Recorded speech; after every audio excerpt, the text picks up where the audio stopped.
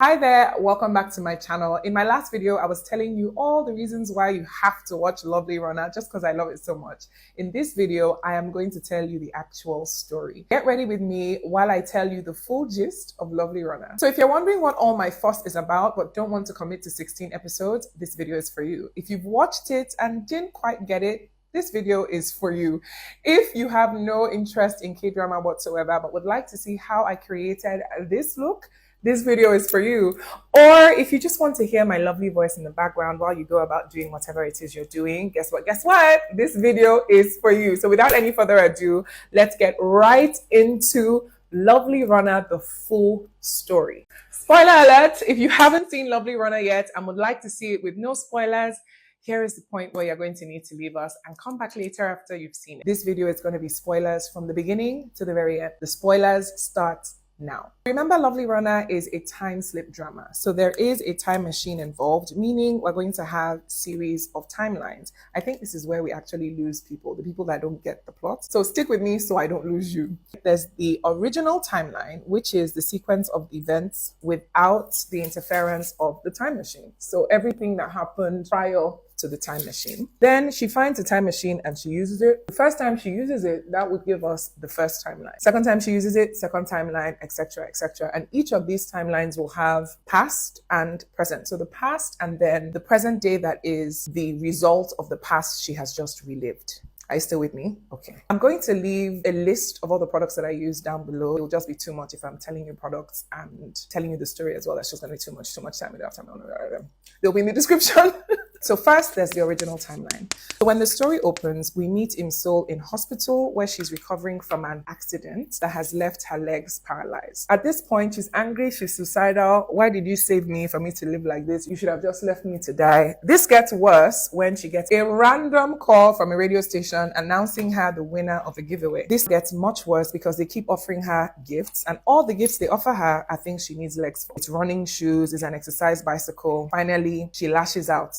Now, what kind of nonsense is this? You want to give me a gift so bad, give me use of my legs back. How about that? Silence. Everybody in the hospital room goes silent because it's like a big shared hospital room. And in the hospital room, they were listening to the show. So the hospital room goes silent. The radio station goes silent. It's like they've just put their foot in their mouth. Just as the radio people are scrambling, wondering whether they should go into commercial or not, the lead singer of Eclipse, the boy band they were interviewing at the time, speaks up. And he essentially talks her off the ledge, thanking her, encouraging her to just kind of hang in there, that, you know, even if today sucks, tomorrow might suck less. He successfully talks her off the ledge, and from that point on, she's a big Eclipse fan. And of course, Sanjay is her bias. Fast forward 15 years, they are now young adults. At this time, they were in high school. Eclipse is about to have a concert. She wakes up super excited, you know, wears his watch. She's bought Sanjay's high school watch on auction for $3,000. She wears it and heads out with her friend. They get there and they're too early. So they're taking pictures, hanging out and all. While they're there, she gets a call for an interview for her dream job that she had applied for. So she figures, you know, they're too early anyway. So she would probably have time to go for the interview and then come back, still be on time for the concert. So she heads out. She gets to the job and immediately she gets there, she's disqualified because as much as they love her and want to hire her, the office is on the first floor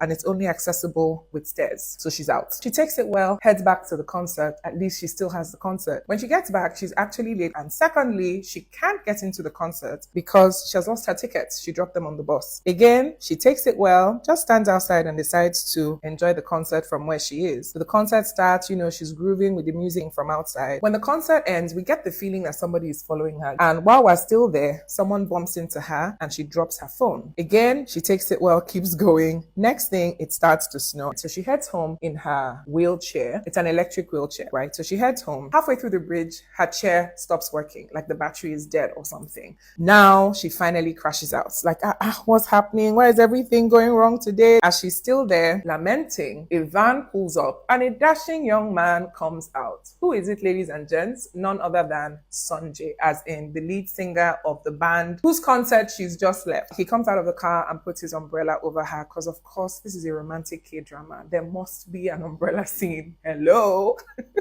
So he puts his umbrella over her and they have this cute exchange. She's there fangirling. Oh my God, I love you so much. Her friend pulls up. So she gets into her friend's car. She gets home and she goes online looking at pictures, watching video clips from the concert and everything. Sanjay goes back to his hotel room and we see Sanjay in his hotel room. You know, he's there just chilling. And then his doorbell rings. And at first he thinks it's his manager, but then his manager is on the phone with him. So he knows it's not him. Then he turns to approach the door.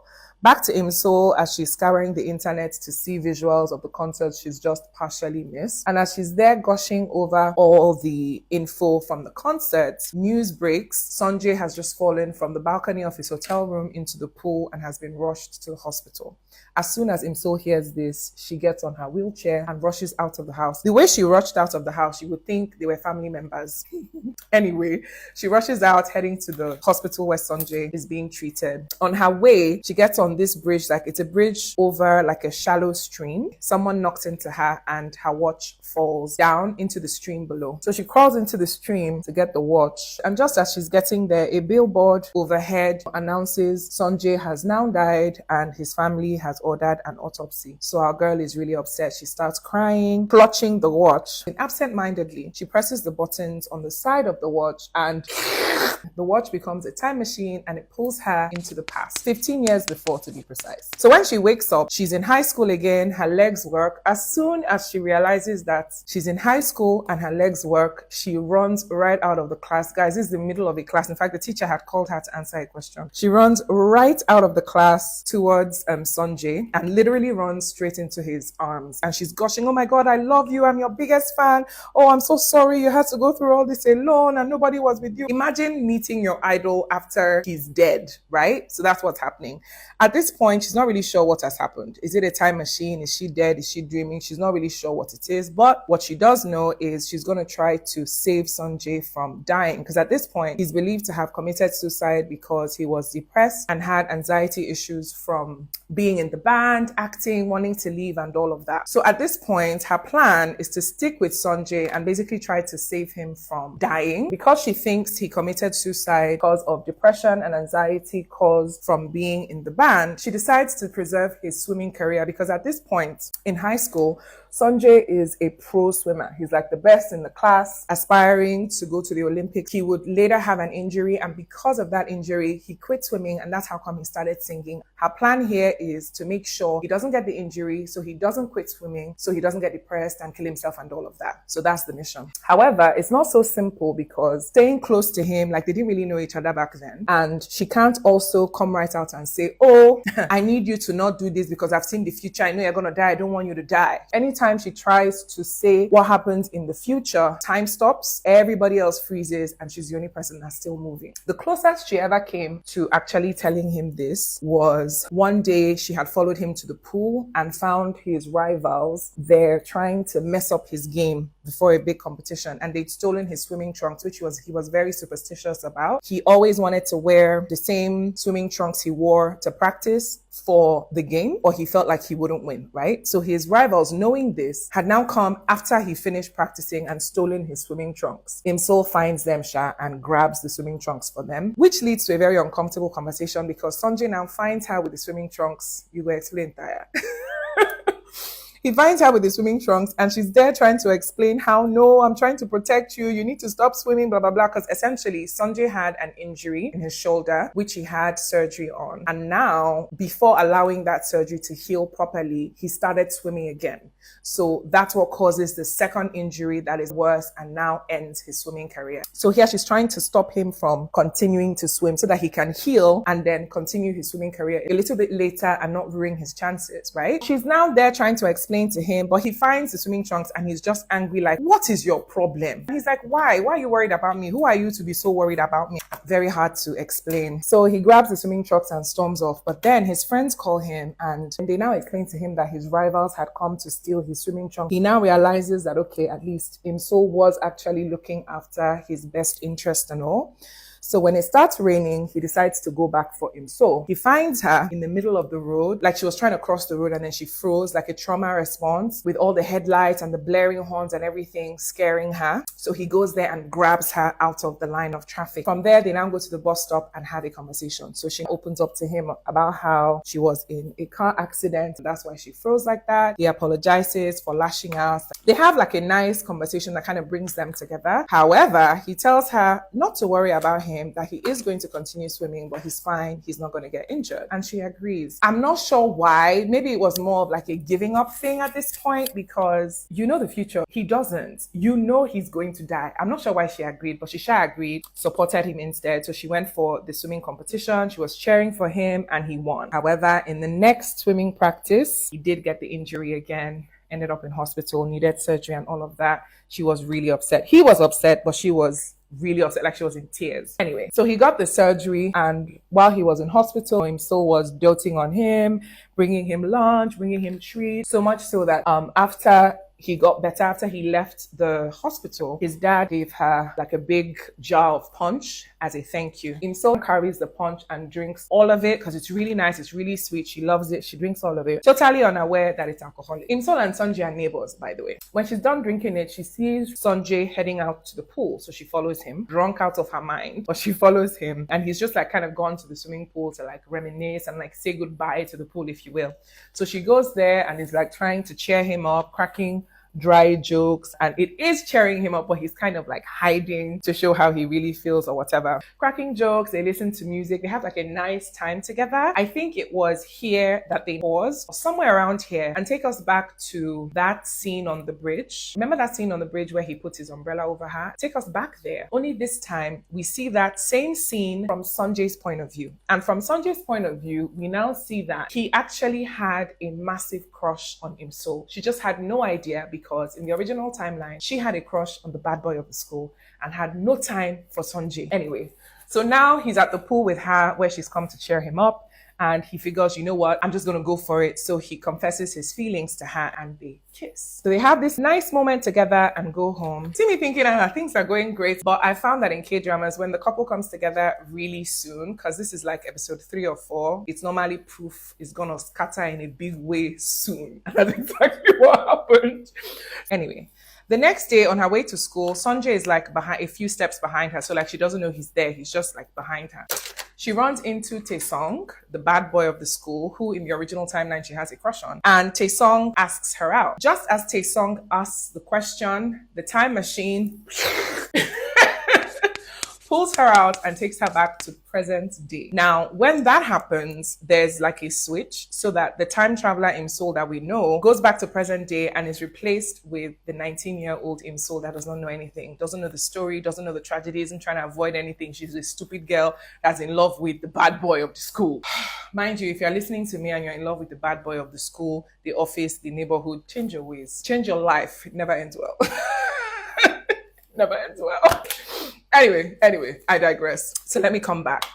Pulls her back to present day, and in present day, she's still in the stream. Sanjay is still dead, and then, she passes out and is rushed to the hospital, the same hospital where Sanjay is. So while she's there, the police approach her and want to talk to her because she's not only one of the last people that saw Sanjay alive, but also now, amongst his things, there's a Polaroid picture that she took with Sanjay. Now, this picture is from the first timeline. Like when she went back in time is when they took that picture together. It didn't happen in the original timeline. And as those ones are talking, she's just fixed on the picture because seeing this picture here in present day confirms something to her. Confirms to her that the watch is indeed a real time machine and that changes she makes in the past affect the future. So she absolutely can save Sanjay, right? So when she's done with that, she rushes back. It's time to press the time machine again. The first time she does, it doesn't work because not only does she need to press it, but it also needs to be midnight. So at midnight, she presses the time machine and she goes back to the past. When she arrives in the past, it's like 10 days after she left. So again, she heads straight to Sanjay to continue her mission. This time, her mission is to stay close to Sanjay and make sure he doesn't join the band. The problem here, obviously, is Taesung asked her out and she said yes. So right now, Sanjay is pissed because how do you have a nice time with me and then turn around and accept somebody else's proposal. So he's pissed, he's avoiding her and all. But of course, she's persistent because he's literally the only reason she's here. So she keeps pushing and pushing and pushing. Finally,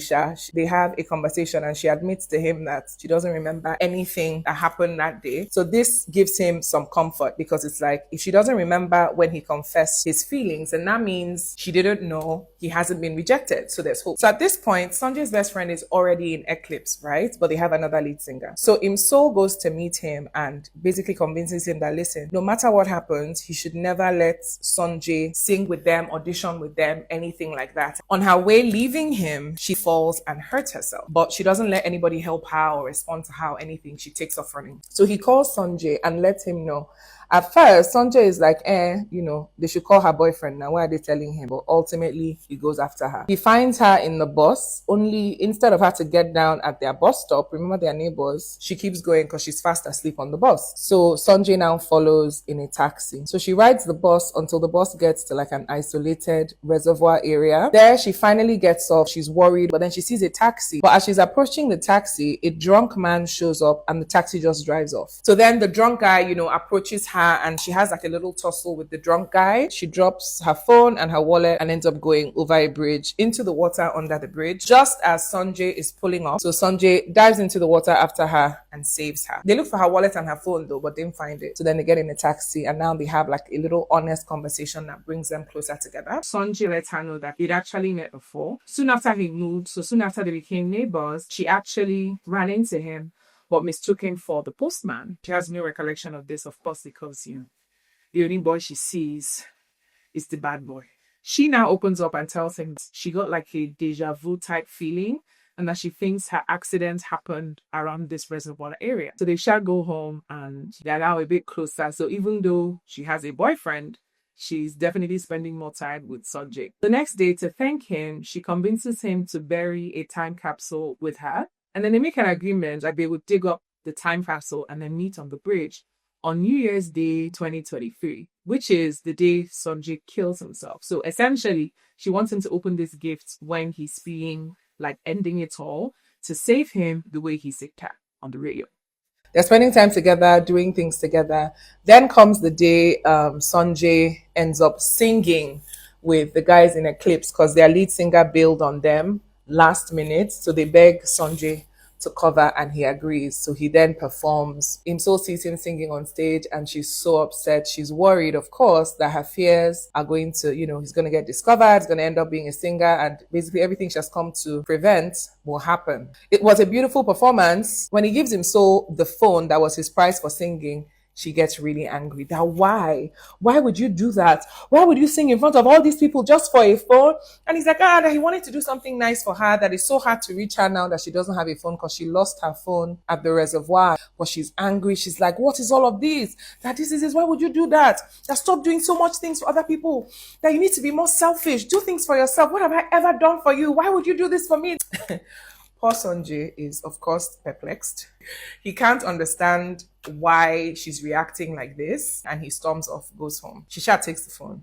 So the next day, after he has slept on Be More Selfish, he makes a plan. On her way to school, just as she gets to the road, to cross the road and freezes again, her trauma response, Sanjay shows up, stands in front of her, like shielding her from the road. Meanwhile, she was listening to her MP3 player. And in the first timeline, when Sanjay declared his feelings for her, she actually stepped on her MP3 player so that it started recording their conversation without her knowing. And so it recorded his confession. She just had never listened to it since then. So it still didn't know it occurred, right? So just as her MP3 player was getting to the place where Sanjay was confessing his feelings, he stands in front of her and tells her, listen, you said I should be more selfish at me. And she's like, yeah. He's like, fine. If you want me to be more selfish, then break up with a song. So just as he's saying that, she gets to the recording where Sanjay is telling her, I like you. I really like you. So she's overwhelmed and she runs off. Meanwhile, what Sanjay doesn't know at this point is that she had actually found out that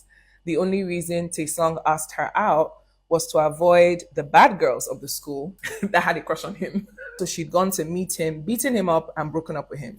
That's how you do that. When Sanjay found out, he's delighted. Cue finished man Sanjay. We see him a lot throughout this drama, and he's such a delight to watch. So now Sanjay is thrilled. He's really happy. Like, okay, there's now hope. Cue horrible advice from single best friends. So his friend now convinces him that, confessing your feelings, timing is so important.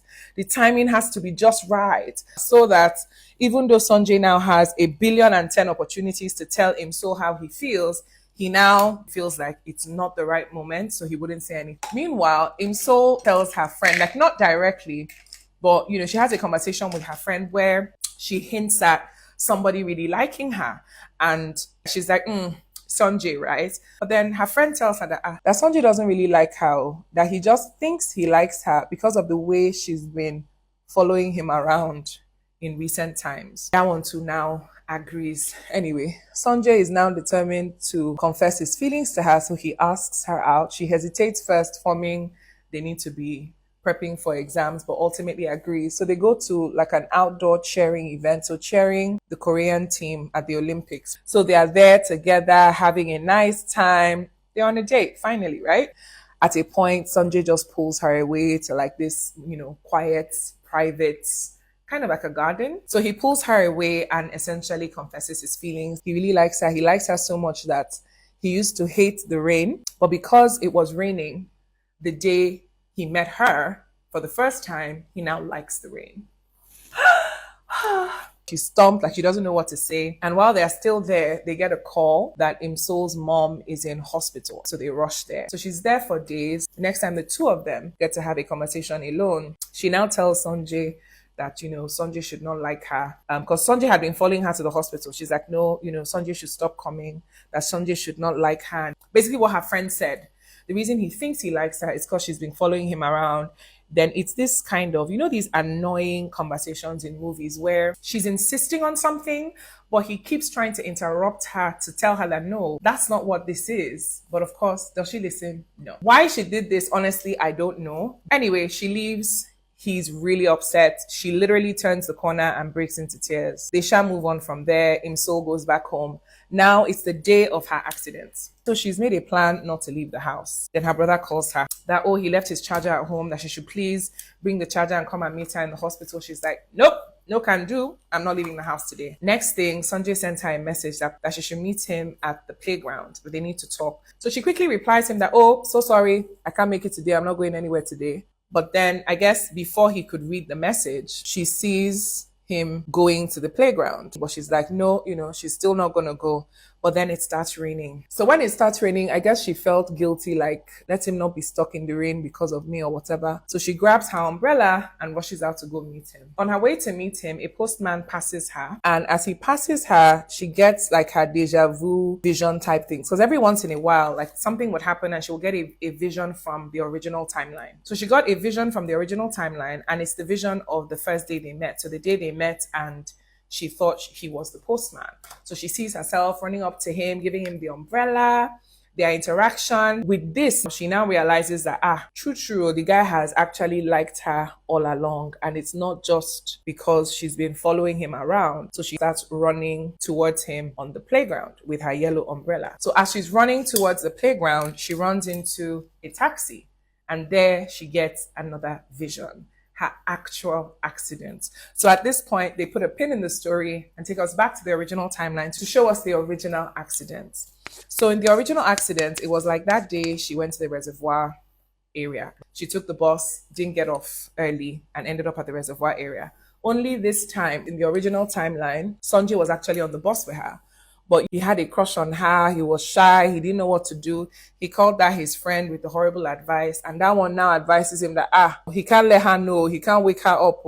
That he will look like a stalker. Horrible advice. So him too, he just stays on the bus with her, and they ride and they ride and they ride. So many stops. It wasn't till many, many stops later that they decided that, okay, you know what? He should just wake her up. So he demands a stop on the bus. So as the bus stops, the bus jolts, pushing Sanjay's bag down so that all the contents fall out. So as the contents of his bag fall out, he bends down to pick them up. Meanwhile, the jolt has woken Imsol up, and Imsol quickly gets off the bus. So now, Sanjay is still on the bus because he had bent down to get his things, but Imsol has gotten off. And that's how Imsol ended up in the reservoir area by herself, and she sees the taxi. So she starts approaching the taxi as in, oh, let her take the taxi home. But when she gets close enough to see the inside of the taxi, she sees that there's rope and like box cutters under the driver's seat.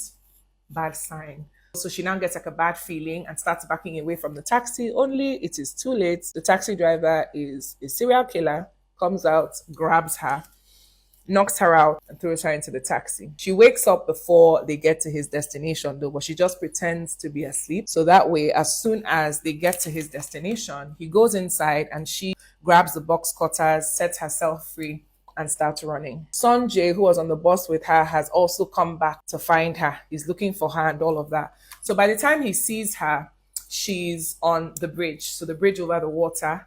Sanjay is here running towards Imsol that is here. Meanwhile, the serial killer has gotten back into his taxi and is driving after Imsol here.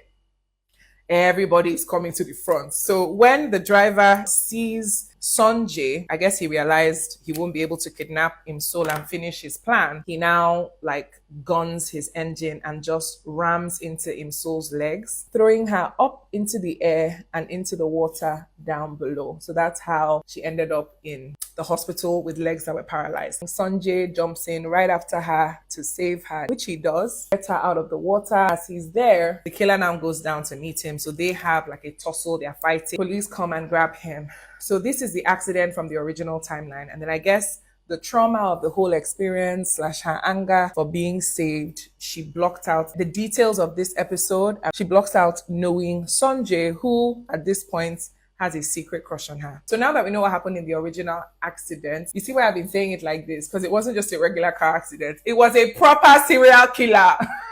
Now that we've seen the original, they take us back to the second timeline where the serial killer has this time come to her home because he was able to get her address after she dropped her phone in the reservoir area that time. He was the one that picked it up. So with that, he was able to find out where she lived. And that's how he has now come to pick her from her very neighborhood. So she never got to the playground. Sanjay waits in the playground, waits, and decides to head home. On his way home, he sees Imsol's yellow umbrella just on the side of the road upside down. So it's like obvious to him that something is up. So he starts looking for Imsol. He goes to their house and there he meets her brother. From the conversation with her brother, he's now able to confirm that 1, Imsol was never actually in a car accident. 2, she specifically didn't want to leave the house that day and especially not go anywhere near the reservoir area. So he now goes to the police station to try and get help. There, he's trying to convince them. Of course, it's difficult because you're kind of trying to report a future crime. But then the policeman lets slip basically that that other lady that came to look for her wallet and her phone that day had mentioned something bad will happen today. What's wrong with everybody? Now, it's now clear to Sanjay that this babe that says she knows the future is like she do really know the future. Cut from here back to Imsol and the serial killer. She's running away from his hideout. As she gets to the bridge, just like in the other timeline, and she's on the bridge, she's running away from the car. The serial killer is driving after her. Sanjay is running towards her in the other direction. Oh, I forgot something. Before she started running, she grabbed the keys to the taxi. Okay, so in this second timeline, he's coming after her in a truck, not the taxi, because she has his keys. So right when he gets to the point where he guns his engine to run into her legs, the police guy's car just cuts him off. So the police guy's car is now between the serial killer's car and Imsol, so that the serial killer now has to just drive off. Sanjay gets to her, the policeman gets to her, disaster averted, Imsol is alive. Yay! So when she realizes she's saved and everything, she collapses. When she comes back to time machine, it's taking her back. The time machine has taken our time traveler back and replaced her with 19-year-old Imsol that doesn't know anything. So it's as if, again, trauma has caused like severe memory loss. But now the time machine has carried our Imsol. So they show us where the time machine has carried our Imsol. Guys, Joseon era. The scream that I screamed. She's in a Joseon era scene and she's a court maid. The king is there talking rubbish. The scream that I screamed.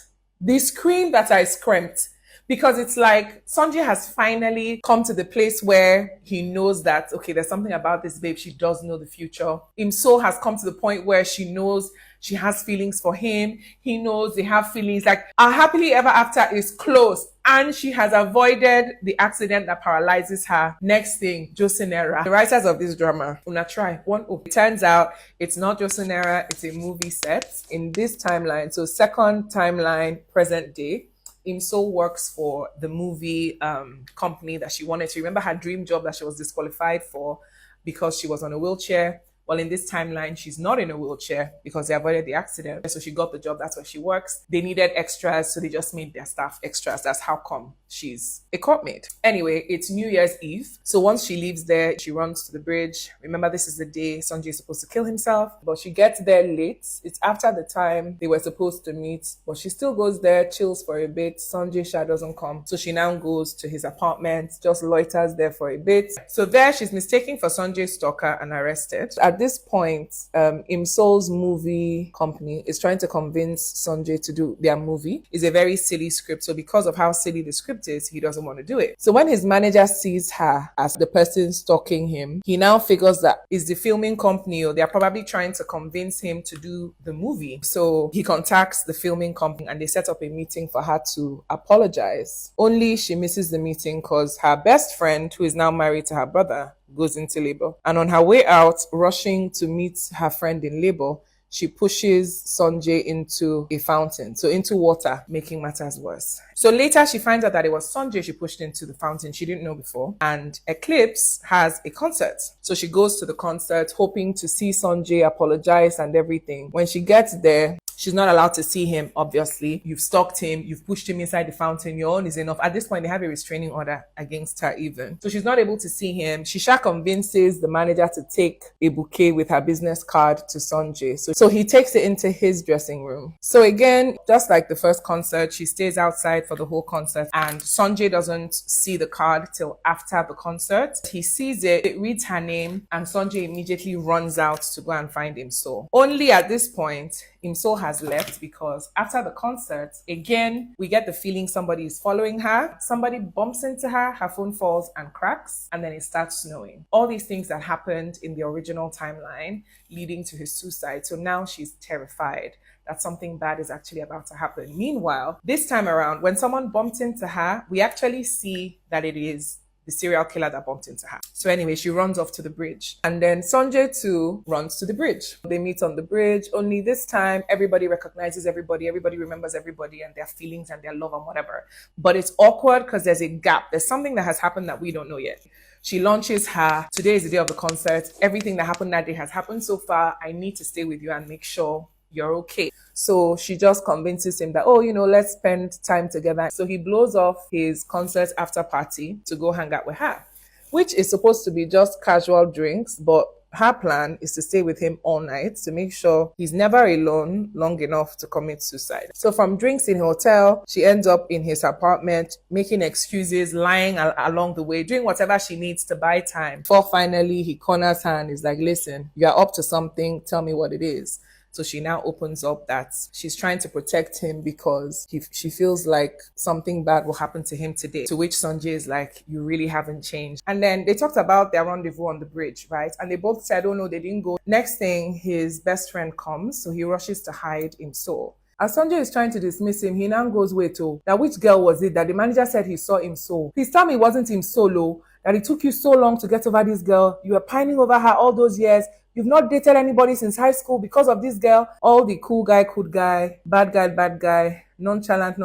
Sanjay had been forming since. This guy just scattered everything. By the time he comes out, Imso has now been in his bedroom for some time. She's found the time capsule that he claimed he never went to get. She now sees him and goes, how come you got it? The tree was no longer there. They redeveloped the whole place. Sanjay now opens up that, oh yeah, that he got it before they redeveloped the place. So he now goes, oh, you know, she should get in the car. Let him take her home. By this time, it's morning. So on the ride home, they finally have an honest conversation. They both admit to how they had both gone to the bridge, like they missed each other because she was late and he was on time. So when they now get to her place, right before she goes up, she tells him that, listen, that she told herself that if she ever got the opportunity again, that she would tell him how she felt, that she really missed him, that she felt the same way about him back then. And then she runs upstairs. Sanjay freezes for a few moments and then he runs up after her. He like gets to her door just as she's about to close it, stops her from closing it, and he's like, you said you missed me. She's like, yeah. You felt the same way about me back then. She's like, yeah. How about now?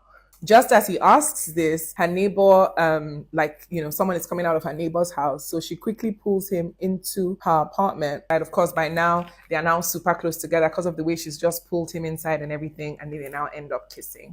Finally. Now, this is episode 7, 8, which is, you know, the normal, healthy relationship starting point in a K-drama. So from here, it's now, you know, all those lovey-dovey couple things. Oh, you hang up. No, you hang up. Oh, just say the word and I'll leave everything at work and come and meet you now. Oh. Anyway, they make a plan to see each other after work, right? So after work, Sanjay is in his hotel room getting ready to go meet him. So the doorbell rings. He thinks it's his manager, but then he's on the phone with his manager. So, you know, he confirms that it's not his manager. So he starts heading towards his door to see who it is. Just as he gets to the door, our serial killer, the same serial killer that was after him, so pushes his way in and attacks Sanjay. So they struggle, but he ultimately stabs Sanjay. So again, Sanjay is rushed to hospital and it's not looking good. Imso hears this and is devastated. It's now at this point that we find out that after they avoided the initial accident, the serial killer actually came after Imso again. Only this time, he went after her in like an uncompleted building nearby. But similar to the first time, Sanjay saw, you know, Imso's books on the floor where it looked like, you know, there was definitely foul play, started looking for Imso, heard her shout, followed into an incompleted building, found her running out, saw the serial killer, went with the serial killer, fought him, and essentially held him down. He got arrested and he went to jail. So here, when we feel like there's somebody following Imso, it's the serial killer. And he's after revenge. It's because of Sanjay that he's gone to jail. Okay, so Imso is getting this all in the news now because she didn't know this before. So at this point, Imso is really upset. So she goes and meets with the police officer on the case. The police officer, that's the same one that had saved her that time. So with him, she's able to get, you know, all the facts about the case because she's also looking for the watch. So the police officer is the one that now tells her that, you know, yeah, that they had the watch as part of evidence, but after they cleared it, they returned it to her. So this confirms that the watch, the time machine that she needs is with her. So she goes home and she's looking for it and she finally finds it with her grandmother. The first time she used the time machine, on the face it said 0300. The second time she used it, it said 0200.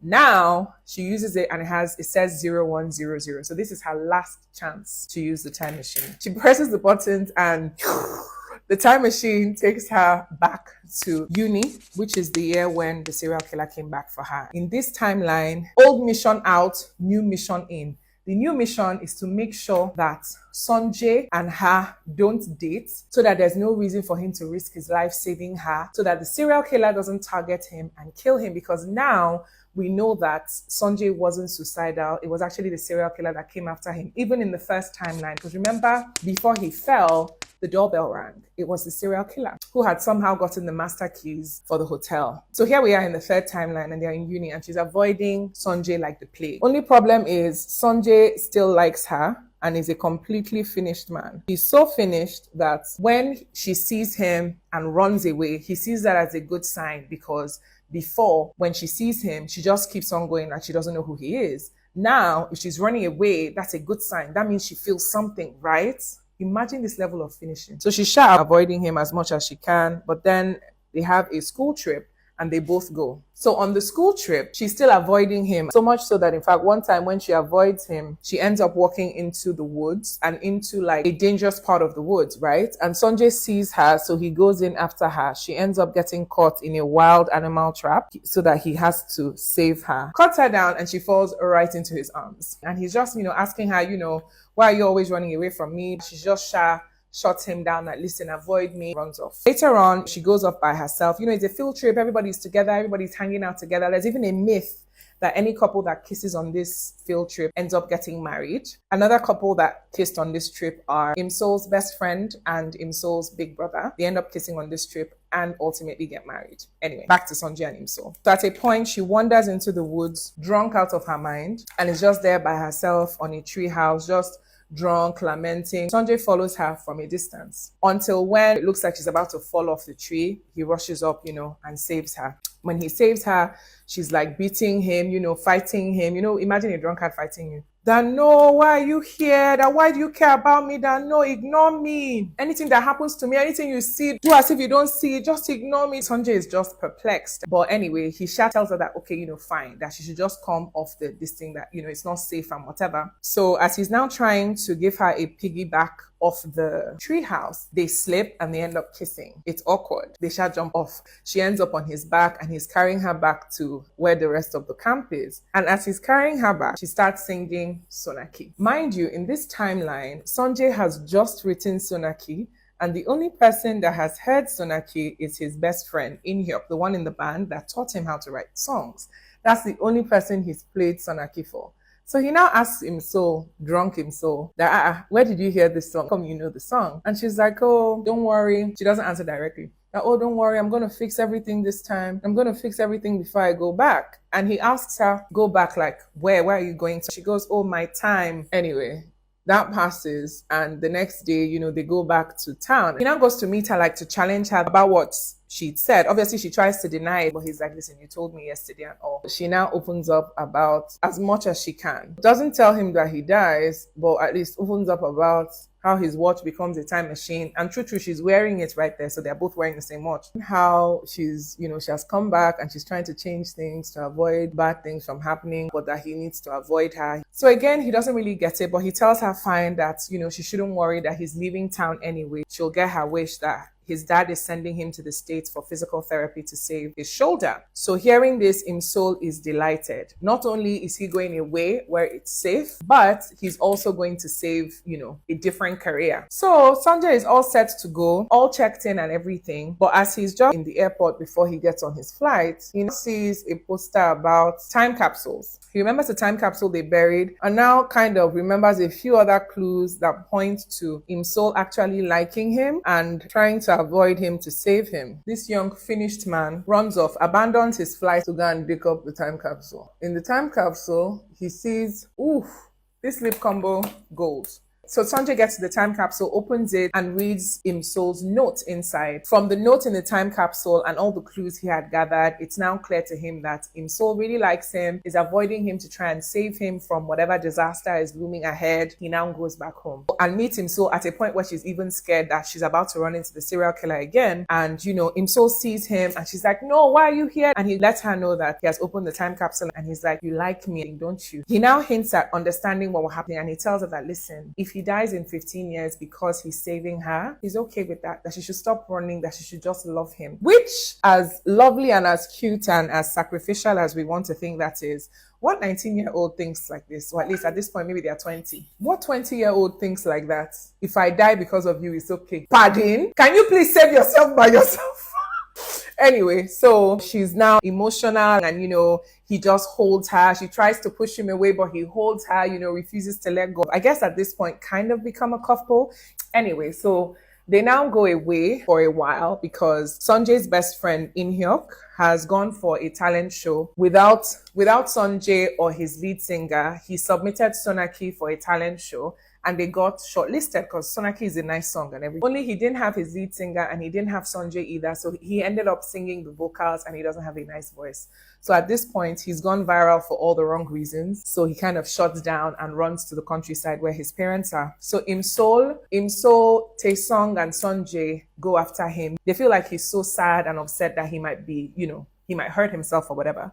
So they go after him. They get to Imhyok's parents' place. He's there. He's okay. He's not suicidal or anything. He's just chilling. Like he just wanted to be away for a while. So they end up spending some time together and it's a nice, they're having a good time together. Imsol obviously at this point is really happy because she and Sanjay are out of town. So when the serial killer comes to look for her, he's not going to find her. So she feels like this is a safe space. Only that while she's there, she gets another vision. And in her vision, she can tell that the future has changed. So the serial killer does end up coming for her, but he ends up coming to Jeju Island where they are out of town. He comes to meet her where she is. So she makes a new plan. The next day, all of them are going back to town. Only just before the train is about to leave, she gets up and pretends that the time machine has taken her back and that this is 19-year-old Imsol, I guess 20-year-old Imsol that doesn't like Sanjay that's back here. When Sanjay stops her, she's like, leave me alone. Why am I here? What's going on? And she runs off the train. So the train leaves and Sanjay and everyone go back to town. Oh, I forgot to mention, in this third timeline, Imsol is not only avoiding Sanjay, but she was also working with the police to try and get the serial killer arrested before he came back for her. Remember, after the first attack, because lost all her memory, they weren't able to file anything or go after the serial killer or anything. That's why he's still at large. And how come he was able to target her again in their first year in uni? So at this point, she'd gone to the police, giving them all the statements. Those ones were still doubting. Before they could even finish doubting, she produced the taxi driver's car keys. That one had to sit up. So they'd been working with her. After Sanjay and everyone goes back to town, she calls the policeman because at this point, she told him about the attack that was supposed to happen and where it was supposed to happen. So she had convinced those ones to kind of put surveillance on the uncompleted building where he was supposed to take her. So she calls them to let them know that basically that the plan had changed. So now, old plan out, new plan in. So after ditching Sanjay, Imsol's new plan is just to be roaming around town so that the serial killer can see her, so that when the serial killer comes after her, they can come and catch him. That's her plan, and everything is going according to plan because she's seen what happens and where it happens. But Sanjay, the finished man, had at this point actually followed Imsol the day she went to show the policeman the building where she was taken, but she didn't know. So he had at this point already known the details. So he pieced the whole thing together. So he now in a panic realizes that when she pretended to have gone back to the future, she was still wearing his watch, meaning that was time traveler Imsol, not the 20-year-old Imsol that doesn't know anything. So he sharp pieced everything together and realized that, okay, that the future must have changed and she was trying to ditch him to save him. Will you not stay where you are so that they can save you, not Sanjay? He now called the local police, told them about Imsol, so that they could, I guess, go after her to save her, while he got in a cab and started going back out of town. As Imsol is, roaming, we see the serial killer, he's following her. Just at the point where she thinks the serial killer is gonna get her, it's the local police that come instead. As the local police are there talking, the detectives working with her come and everything. The serial killer is still far off, but he sees all of this, so he takes off. As he takes off, Sanjay arrives, runs into the serial killer and chases that one down. They now get into a fight, they struggle. The serial killer stabs Sanjay. Third time. He stabs Sanjay just as the police are coming to the scene, and Sanjay falls back into a body of water down below. Third time, ladies and gents, this boy has died 3 times, all because of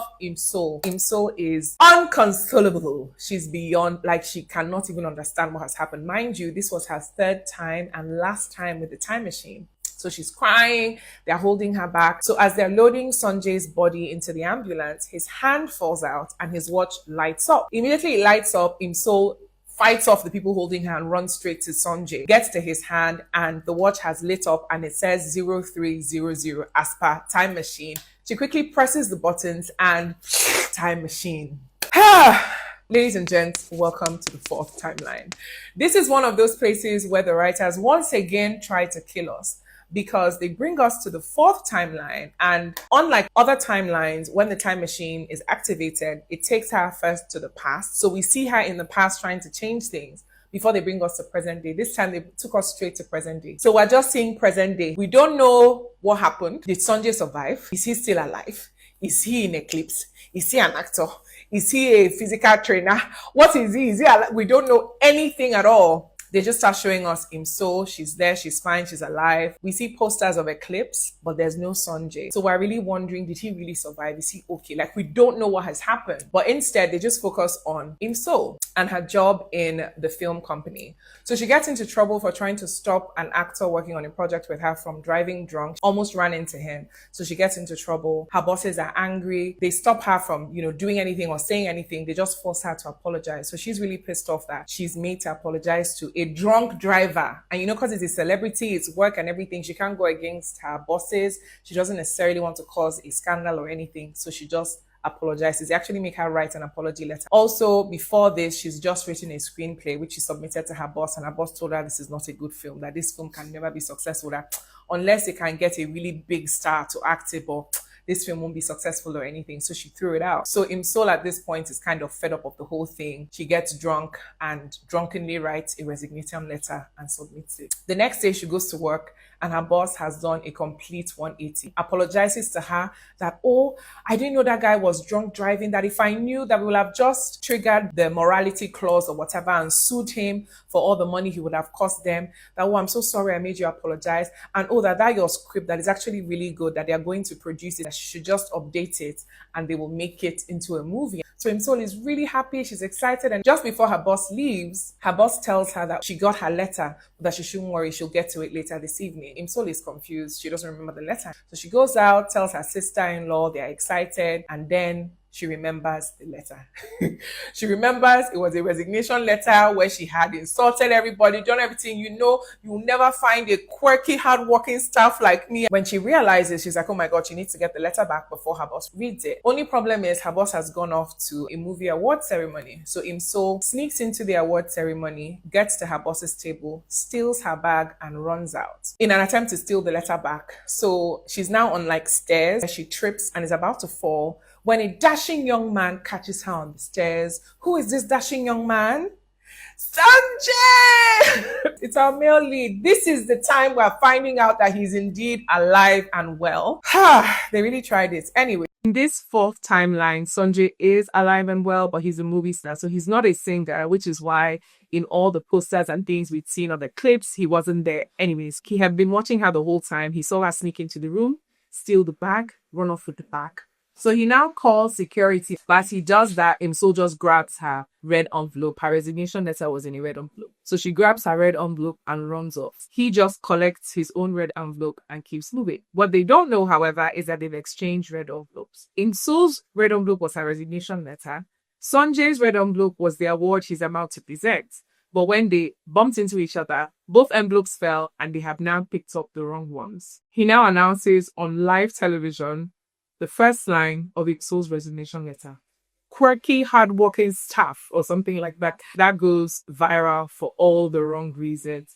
Sanjay is pissed off. Everybody's laughing at him. His manager in Hyuk. Everybody's having a good time. You're probably wondering why Sanjay does not recognize Imsol in this timeline. Well, it's because they never met. When she gets the chance to come back for a fourth timeline, she makes it so that they never actually meet. He's died 3 times already in the previous timelines, and he's dying because of her.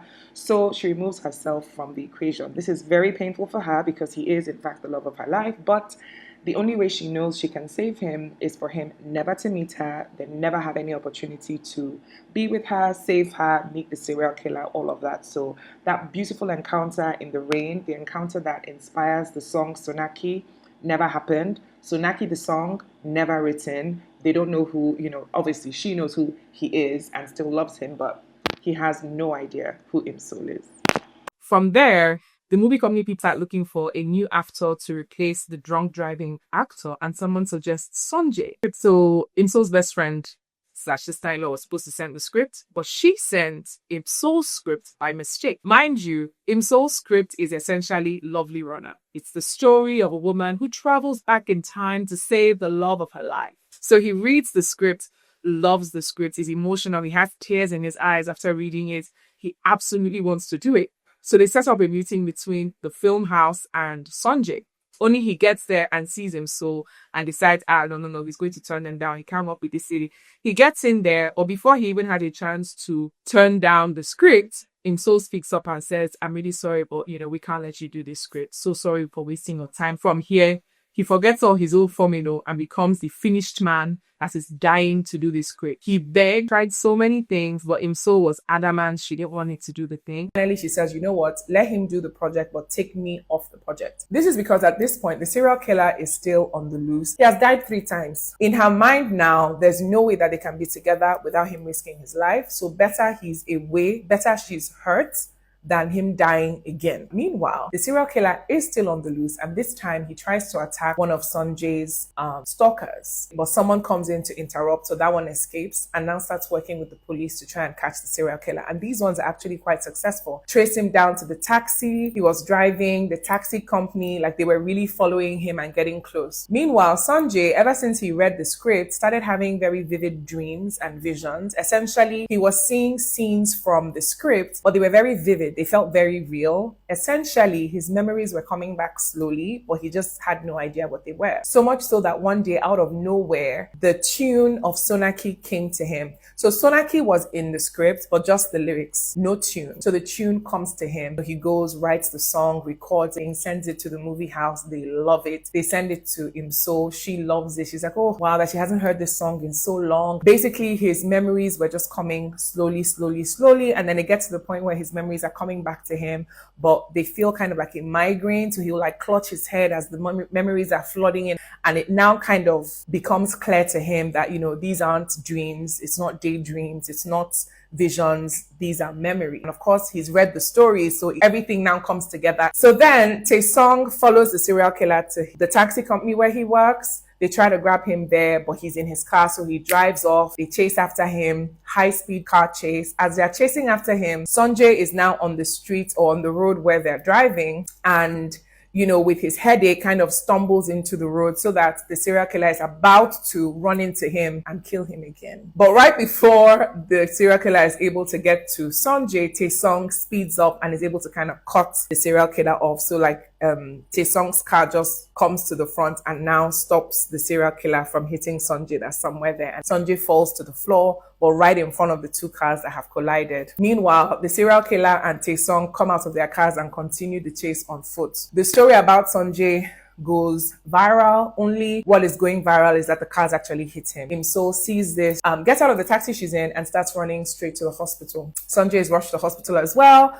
All his memories have now come back. As soon as he's conscious, he gets up and runs out of the hospital. So him and Imso run into each other, and he's just looking at her and he's like, oh, were you coming to look for me? And Imso is forming, no, I wasn't coming for you and everything, you know, but he now opens up that, listen, that he remembers everything, that all his memories have come back, you know, and she's still there looking like, because it's unbelievable, obviously, what he's proposing, but she's like, all my memories have come back. I remember everything now. You know, he now calls her Sola, which is essentially calling her name, but in a very familiar way. So the way he used to call her name in the previous timelines, the way he would call her name as someone he's really familiar with. And it's like, why did you do this? How could you erase yourself from my mind? Wait, I have to read this. Why did you do this? How could you erase yourself from my memory? How could I live without you? Did you think I really could? Tearful embrace. He hugs her and she just kind of gives in to his embrace. They go back to his place and he's just holding her on the couch. So much so that she's now asking that, is this how we're going to be for the whole night? And he's like, yeah. Anyway, the chase, the serial killer and Taesung continued on foot, and then it gets to a point where the serial killer is trying to run across the road, but a trailer comes along and hits him squarely, okay? And then ironically throws him up in the air and into the water down below. So the serial killer dies on the spot. So back to Imsol and Sanjay. Now, with everybody's memories back, with the serial killer dead, we can now focus on lighter, brighter, romantic comedy types like Sanjay trying to make the best impression on Imsol's family, which is so funny. He ends up doing this by crashing Imsol's big brother's son's, I think, first birthday or something. He kind of crashes it with gift baskets, winning games, winning points with everybody. He convinced Eclipse, the biggest K-pop band in town, to come and perform at this child's awards thing, and it's not even them performing their songs, it's them singing karaoke nursery rhyme songs. So like, it's a huge deal. Everybody's so excited. Great first impression done. Honestly, Sanjay was in this drama the best in Finishman. It was so entertaining. So we go from there to the cute proposal scene, and then now that both of them have gone through the time machine, they both see a vision of their wedding day. So we don't actually get the wedding day, but we get a vision of their wedding day. That's good enough. That's good enough. We'll take it. And quite frankly, after everything these writers put us through, there was no other acceptable way for this drama to end. There was no other thing. It had to end in marriage. It had to end. We had to see, like, even though the actual wedding wasn't in the drama, we had to see the white dress. We had to see wedding. We had to see wedding. So yes, that, ladies and gentlemen, is the beautiful story that is Lovely Runner. Oh my gosh. I hope you enjoyed this. The story is so beautiful. I had to cut off so many details and so many nuances that put so much more into this story. But of course, I couldn't let this video go on forever. Honestly, if you like this story, I would actually encourage you to still go see it, because you're still going to love it. You're going to fill in so many gaps between, you know, what you've now heard and what there is in the actual drama. But yeah, that's the love story of Sanjay and Imsol, the lady who goes back in time to save the love of her life. So yeah, that's Lovely Runner. I absolutely loved it, and I'm sure a ton of you would love it too, right? Let me know in the comments below if you like Lovely Runner, if you enjoyed this video, if you're still going to go see Lovely Runner. I want to do a lot of videos like this, doing makeup and talking about dramas, but I don't know if a video this long. Let me know. Are the videos too long? Should I make them much shorter? Should I cut them into parts? Let me know what you think. If you've seen Lovely Runner and loved it, please give me recommendations below. If you've loved Lovely Runner, that means you are my people. So tell me other dramas that you've seen and you've loved, and you know, I might see them next. So yeah, until my next video, guys.